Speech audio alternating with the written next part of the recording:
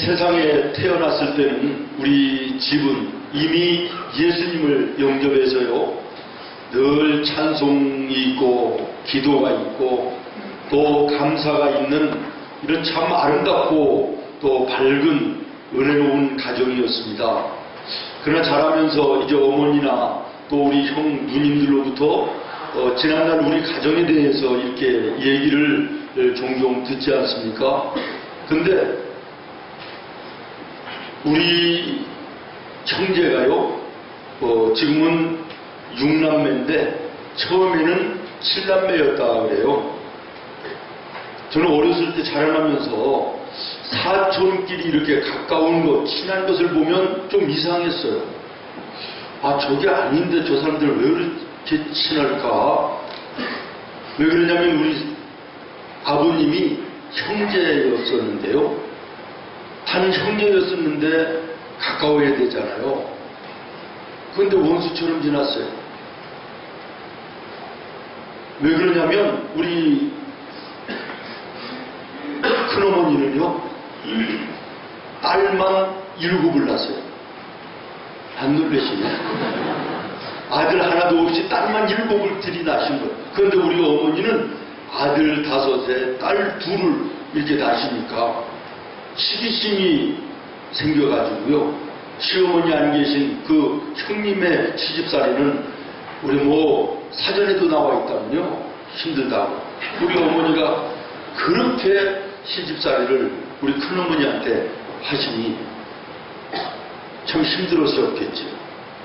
우리 큰어머니가요, 심지어는 어떤 일을 하셨냐면, 그 사극에 보면 그 미워하는 사람, 죽이고 싶은 사람을 허수아비처럼 이렇게 집 같은 거, 나무 같은 걸로 만들어 놓고 칼로 막 이렇게 찌르고 활을 쏘고 막 이러는 뱅해라는 거 여러분 들어보셨나요? 이걸 하신 거예요. 그래가지고 그때는 우리 집이 예수님을 믿을 때가 아니니까 말이에요. 그래서 그랬는지 둘째 형님이 죽었어요. 이 일을 통해서 우리 큰어머니가 이 뱅해라고 하는 엄청난 죄를 저지르고 있는 것이 발각돼가지고 우리 큰아버지, 우리 아버지, 우리 어머니 앞에 무릎을 꿇고 시인하고 빌었대요. 용서해달라고. 이런 관계니까 큰 집과 좋을 리가 없잖아요. 우리 둘째 형님이 그렇게 돌아가셨어요. 그리고 우리 셋째 형님이 간질에 걸려요. 여러분, 자녀들이 간질에 걸려있는 부모들의 심정 여러분 아시나요? 내 속으로는 내 자녀가요, 물불이 없어요. 정상이 오면요, 사지가 틀어지면서 거품을 물고 땅에 쓰러지고 물에 쓰러지는데요, 2시간, 3시간 정신을 잃었다가 돌아와요. 얼마나 처참하고 참담한 모습인지 몰라요. 우리 셋째 형님이 병이 들어요. 이유가 없어요. 왜 아픈지도 몰라요. 얼마나 병원에 자주를 다니는지 나중에는 주사바늘 꽂을 자리가 없을 정도로 병에 시달리는 어린 날을 보냈는데요, 중학교도 못 갈 정도로 그렇게 병을 앓고 있던 그런 형님이 있었습니다. 우리 어머니가 또 병이 들었어요. 배가 남산만큼 불러오는데요, 이쪽에 뭔가가 잡히는데 어느 날 보면 이쪽에 가 있고요. 지금으로 얘기하면 아마 암이었던 것 같아요. 그러는데 나중에 보니까 임신을 하신 거예요. 이 병을 고쳐보려고 이런 약 저런 약 얼마나 많이 이런 방법 저런 방법 많이 해보셨겠어요? 그런데 나중에 보니까 임신까지 된 거예요. 그 애가 다예요. 거의 날 때가 다 된 거예요. 거의 날 때가 다 된 거예요. 약을 먹고 이런 방법 저런 방법을 했는데 이 애가 정상적으로 나올 것 같지가 않으시니까요, 이 애를 뛸라고요, 우리 어머니가요, 별 방법을 다 하셨어요.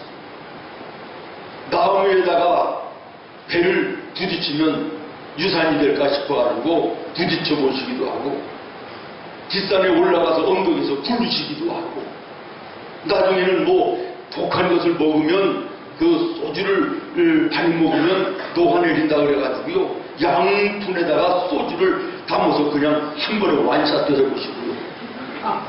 나중에는요, 그래도 안 되니까 어르신들은 알더라고요. 갱드락이라고 하는 그런 굉장히 쓰고 독약같이 뭐 이런 게 있었대요. 이걸 먹으면 애가 떨어진다 그래가지고 그것을 드셨대요. 다 떨어지라고. 그 생명은 하나님께 있는 거예요.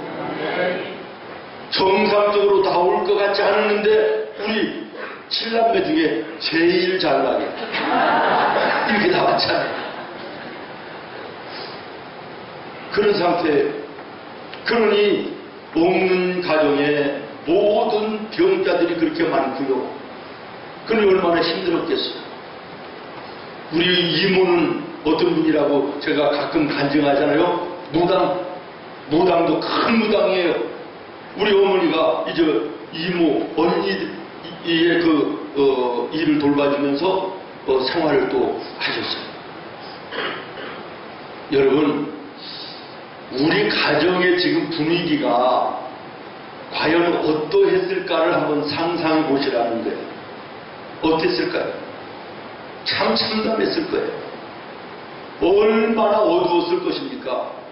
그런데 어느 날 우리 동네에 예수 믿는 집사님이 우리 어머니를 전도하셨어요.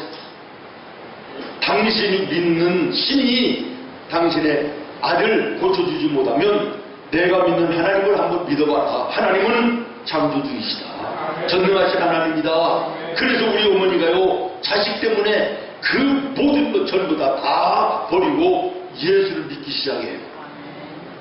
예수를 믿기 시작하는 그날부터 돌아가신 날까지요, 특별한 경우 아니고는요, 새벽 예배 한번 빠지지 않으셨어요. 예수를 영접하고 2달, 3달도 가지 않아서 간질로 고통당하던 형님의 병이 깨끗이 나요. 악한 마귀가 떠나가는 거예요. 바로 후에 형님의 병이 깨끗이 나요. 우리 어머니가 순산을 하게 되고 제일 잘생긴 아들을 낳는 거예요. 예수 안에 얼마나 복되고 아름다워. 할렐루야. 여러분, 간질로 고통당하던 우리 그 둘째 형님 때문에 우리가 예수를 믿게 됐는데, 그 형님이 지금 오리동 장로교회에 안수 집사님으로, 우리 형수는 권사님으로 잘 교회를 섬기고 있고요. 바로 위에 주사바늘 꽂을 곳이 없을 정도로 병으로 시달리던 바로 위에 저의 형님이 지금 장로님이 되어가지고요.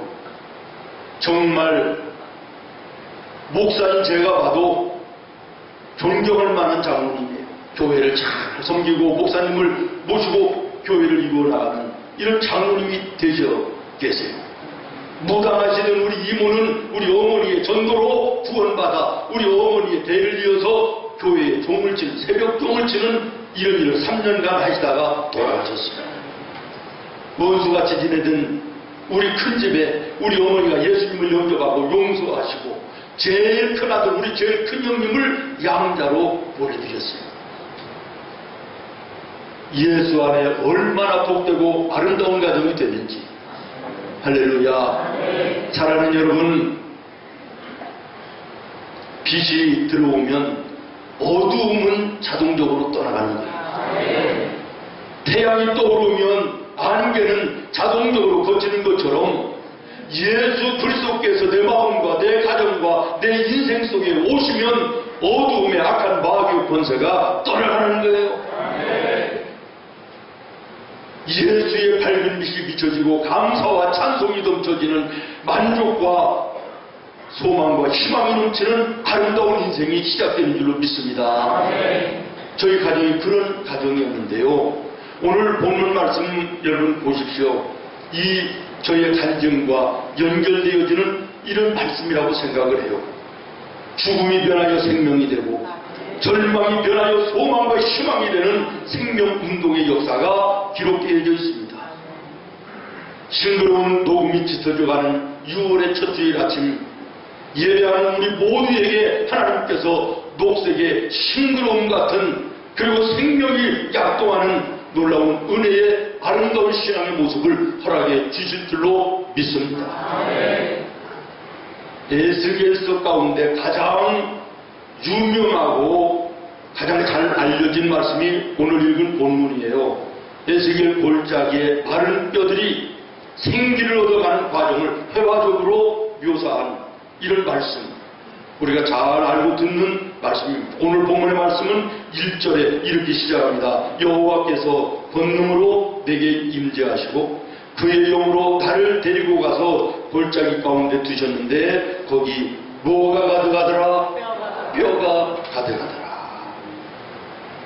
오늘날 하나님께서 에스겔을 부르시더니 환상 중에 에스겔을 어느 산 골짜기로 데려가셨다는 거예요. 가서 봤더니 에스겔이 봤더니 골짜기에 마른 뼈들, 마른 해골들이 가득했다는 거예요. 하나님이 에스겔에게 묻습니다. 에스겔아, 이 마른 뼈들이 능히 살아날 것을 네가 믿니? 에스겔이 대답합니다. 하나님, 제가 그걸 어떻게 합니까? 하나님이 아십니다. 그랬더니 하나님이 뭐라고 말씀하시냐면, 에스겔아, 내가 하는 말을 너는 저 마른 뼈들에게 대신해서 전해라. 그러면서 말씀하시기를, 마른 뼈들아, 하나님의 생기가 불어와 너희들에게 생명이 있게 할 것이다. 그래서 7절에요, 이 에스겔이 이렇게 얘기합니다. 이에 내가 명령을 따라 태어나니 태어날 때에 소리가 나고 움직이며 이 뼈 저 뼈가 들어맞아 뼈들이 서로 연결되더라.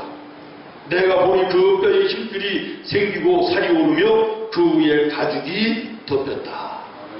할렐루야.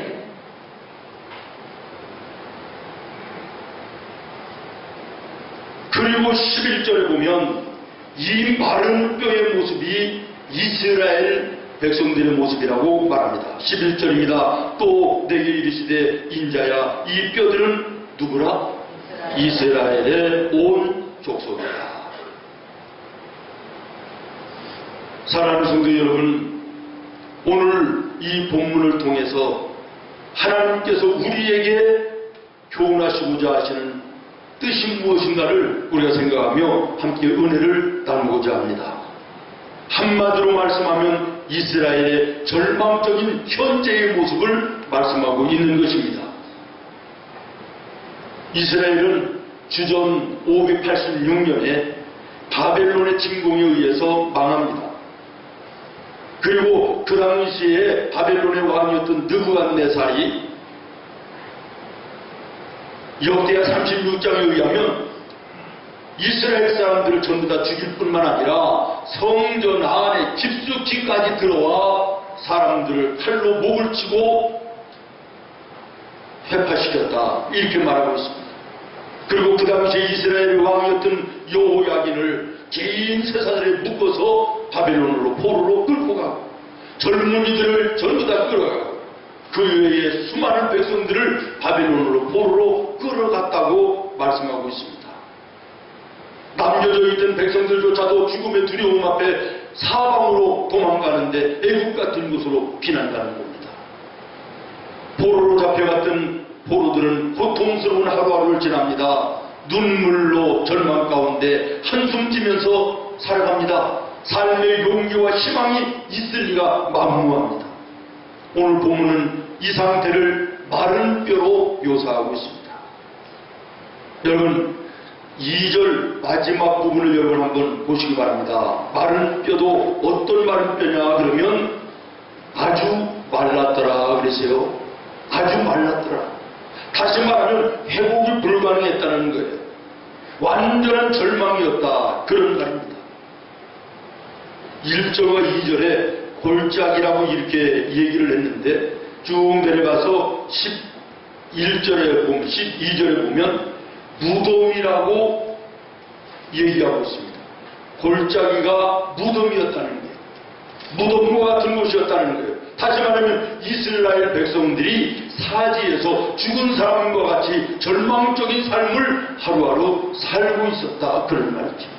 이 처참하고 참담한 모습을 하나님께서는 마른 뼈, 마른 해골의 모습으로 묘사하여 말씀하고 있는 것입니다. 그런데 사랑하는 여러분, 이 무덤 같은 죽음의 올짜기에 마른 뼈들이 변하여 생명의 힘이 넘치는 붕대가 될 수 있었던 비결이 어디 있었는지 아십니까?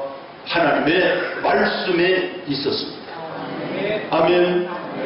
4절 말씀을 여러분이 한번 같이 읽겠습니다. 시작. 또 내게 이르시되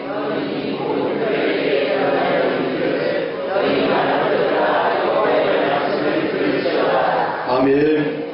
마른 뼈들아 여호와의 말씀을 들을지어다. 하나님의 말씀이 임할 때 죽음이 변하여 생명이 된 줄로 믿습니다. 그렇습니다. 말씀은 능력입니다. 변화시키는 능력입니다. 하나님의 말씀의 역사 앞에는 죽음도 쫓겨갑니다. 생명의 역사로 변하게 하시는 능력인 것입니다. 절망하는 자들에게 하나님의 말씀이 임하여 역사하면 절망이 변하여 소망이 됩니다. 희망이 되는 줄로 믿습니다.